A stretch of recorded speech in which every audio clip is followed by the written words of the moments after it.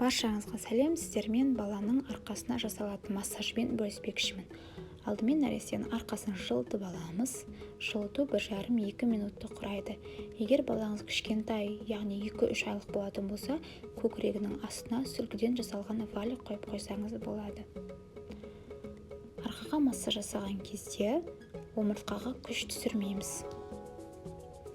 Осы массаждарды жасау арқылы арқа және кеуде бұлшықеттерін нығайтамыз. Нығайту арқылы бала өз кезегінде отырып еңбектейтін болады.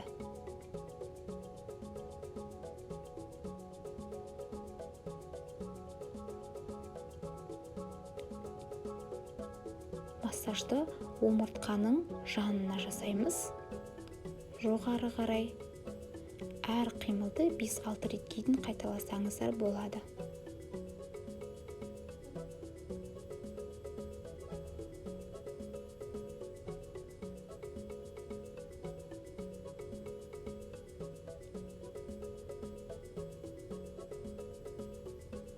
Сосын қабырғалардың бойымен массаж жасаймыз.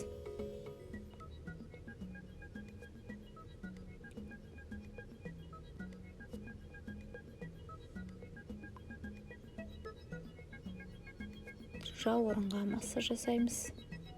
Балаларда 4-5 айға дейін физиологиялық, яғни қалыпты гипертонус болады. Өйткені бала іште жатқанда құрсақтық қалып болады.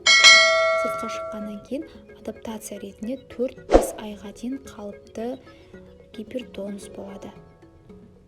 Сосын желкесі мен басына массаж жасаймыз.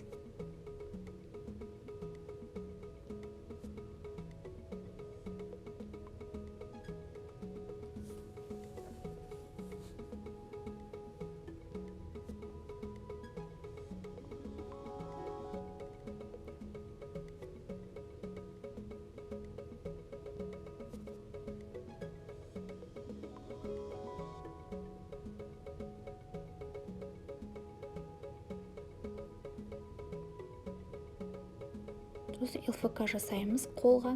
Әр қолға жеке-жеке 5-6 реттен қайталаймыз. Арқа және кеуде бұлшықетін нығайту үшін баланың көкірегін көтереміз 5-6 ретке дейін. Егер футбол добы болатын болса, балаңызды футбол добына ойнатқаныңыз өте дұрыс. Өйткені ол бұлшықеттерді жақсы нығайтады. Егер видео ұнаған болса, лайк басып комментарий қалдыруды ұмытпаңыз.